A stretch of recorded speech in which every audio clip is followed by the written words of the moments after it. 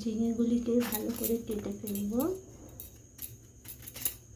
ঝিঙে দেখো এখানটায় এই যে লম্বা লম্বা মোটা মোটা আছে, এগুলো ভালো করে পরিষ্কার করব। ভালো করে পরিষ্কার না করলে কিন্তু ঝিঙে আলুর তরকারি ভালো হবে না। ঝিঙে কাটার উপর অনেকটাই ডিপেন্ড করে তরকারিটা। ঝিঙের খোসা ছাড়িয়ে ফেলেছি, এবার মাঝখান থেকে এভাবে ফালি দিয়ে ছোট ছোট টুকরো করে কেটে নেব। এইভাবে ঝিঙে চচ্চড়ির জন্য।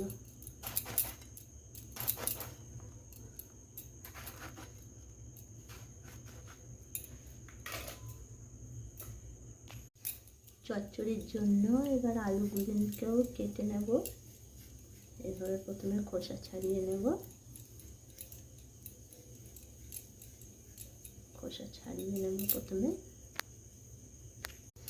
এবার চচ্চড়ির মতন করেই আলুগুলিকেও কেটে নেব।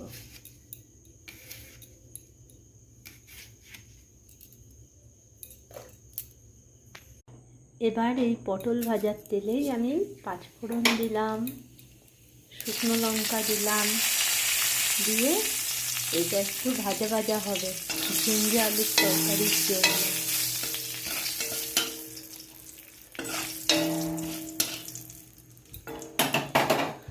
এবার আমি আস্তে আস্তে ঝিঙেগুলিকেও দিয়ে দেব।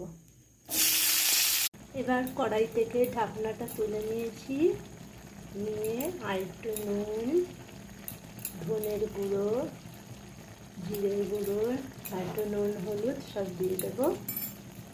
আর কাঁচা লঙ্কা তেজপাতাও দিয়ে দেবো, দিয়ে একটু নাড়বো।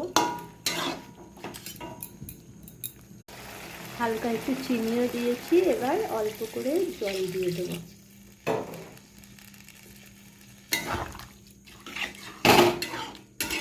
জল দিয়ে ঢাকা দিয়ে দেবো। বন্ধুরা, তোমাদেরকে আমি একটা কথা বলে দিচ্ছি, এমনি ঝিঙে আলুর তরকারি বলো অথবা যে কোনো কষা তরকারি, অল্প গায়ে মাখা মাখা তরকারি কিন্তু এমনি গায়ে মাখা মাখা হয় না, তার মধ্যে এক্সট্রা কিছু অবশ্যই দিতে হয়।